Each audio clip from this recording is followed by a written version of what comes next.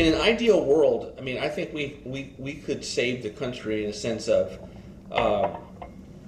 the largest deportation in history, and once that starts, you're going to be winning a debate along the way about what that looks like, right? Yeah. And so that's going to cause us to get us off of multiculturalism, just to be able to sustain and defend the deportation, right? If we're going to have legal immigration, can we get people that actually believe in Christianity? Is that something, or do we have to have, are we not allowed to ask questions about Sharia law? So I want to make sure that we can say we're a Christian nation, and my viewpoint is mostly that I would probably be Christian nationism. That's pretty close to Christian nationalism, because I also believe in nationalism. Behind closed doors, Vogt tells us not to take Trump's disavowal seriously. I expect you to hear 10 more times from the rally, the president, distancing himself from the left's boogeyman of Project 2025. Yeah. And you're not worried about that? I'm not worried about it. Okay. He's running against a brand. He is not running against any people. Okay. He is not running against any institutions. It's interesting, he's in fact not even opposing himself to a particular policy. Yeah. He's been at our organization, he's raised money for our organization, he's blessed it from I remember walking into our last day in office and told him what I was going to do. So he's very supportive of what we do. Our investigation into Project 2025 began 2 weeks before the meeting with Vogt, at a conference for religious nationalists in D.C. The truth is, Christian nationalism is not a threat to American democracy. Christian nationalism founded American democracy. Journalists from the Center for Climate Reporting have come posing as potential donors, looking to meet those involved in Project 2025. They're not hard to find. The Heritage Foundation, the group running the project, are here. So is Vogt's think tank. We make the acquaintance of Mika Meadowcroft, an author on Project 2025 and a close aide to Vogt.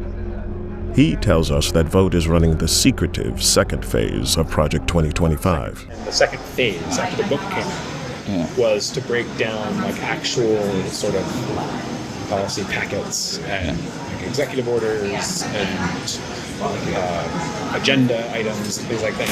That's been supervised largely by us. The first phase of Project 2025 was a 922-page policy book published openly. The second phase is a comprehensive, concrete transition plan for each federal agency. These much more detailed plans are confidential. Yeah. Because obviously you want as little of it to be FOIA-able, if you're familiar with the FOIA process, as possible. Freedom of Information Act, yeah. The Freedom of Information Act allows the public to request government communications, but Meadowcroft reveals they plan to avoid these rules. Yeah, the goal is, familiarize all the transition team people with these plans, but you don't actually send them to their work emails, because then, right. You could just give the handbooks to everyone. Be like, this is the game plan for the admin. Yeah. But if the press knows that that's what you're doing, that they're going to immediately just say, I request all of your emails from Heritage. Okay. You right. worker. I see. So we'll see. Interesting. Meadowcroft offers to set up a meeting with his boss, Russ Vogt. You couldn't put me in touch with somebody who looks after his diary or whatever? Yes, I can put you in touch with his scheduler. Yeah. Amazing. So, yeah. Great. So just tell me when to do that. We want to meet the man writing the game plan for Trump's second administration. Vogt believes that in his first term, Trump's agenda was frustrated by what he calls the deep state. So Vogt is planning a radical centralization of government power under the president, firing civil servants and ending the independence of agencies like the FBI and DOJ. 80% of my time is working on the plans of what's necessary to take control of these bureaucracies. And we are working doggedly on that, whether it's destroying their agency's notion of independence, they're independent from the president. Vogt has also been preparing documents based on fringe legal theories, arguing the president has the power to use the military against protesters. George Floyd obviously was not about race, it was about destabilizing the Trump administration. Right. We put out, for instance, a 50-page paper designed for lawyers to know that the president has, the ability both along the border and elsewhere to maintain law and order with the military, and that's something that it's going to be important for him to remember and his lawyers to affirm. But we've given them the case for that.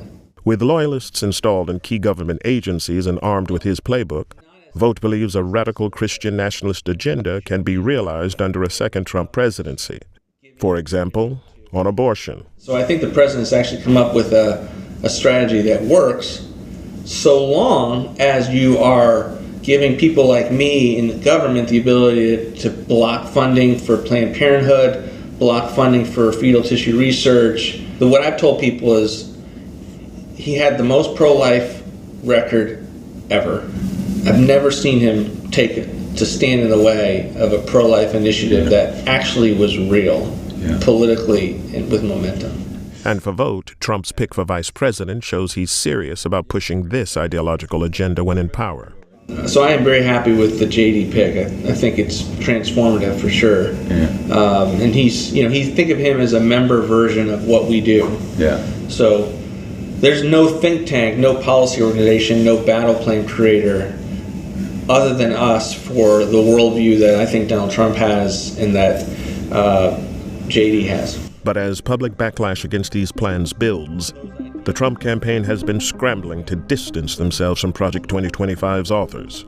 It's complete and utter bullshit for any reporter to write that this is the way it is. The president's made it clear these people do not speak for him. They do not speak for the campaign. But Vogt tells us that behind the scenes, things are much friendlier. The Trump campaign recently picked him to write the Republicans' policy platform, making him essentially Project 2025's man on the inside.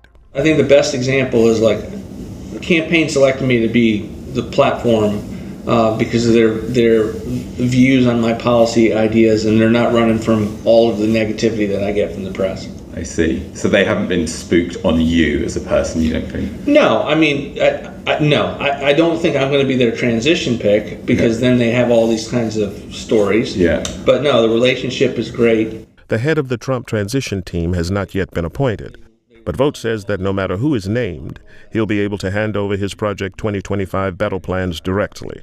If it's someone like a Stephen Miller or Bob Lighthizer, then all this stuff gets plugged right in. If it's not, we'll figure it out. Okay. But all of it will be designed for a theory of the case that if a battle plan is out there that will do what he wants, there are the people like me that have his trust that will be able to get it to him in whatever position we're at, or I could be at Center for New America, but the relationships will be there, the trust level will be there. Project 2025's Radical Phase 1 policy book turned into a PR disaster. The director of Project 2025 has stepped down after facing criticism from both Democrats and the Trump campaign. But Vogt's Phase 2 battle plans, top secret and handed directly to the transition team, remain unburdened by the brand. And are you going to rebrand that second phase at all? For what I do, the brand's not important. And you're not worried that if it has Project 2025 on, he's going to go no. And you're not going to publish those? No. They go straight to... Yeah, they're very, very close hold. Okay. Brilliant. It's been an education. Appreciate it. Thank you for your time. Thank you so much. Anytime. Thank you very much. Thanks, guys. You can show us that out. Okay. Thank you very much.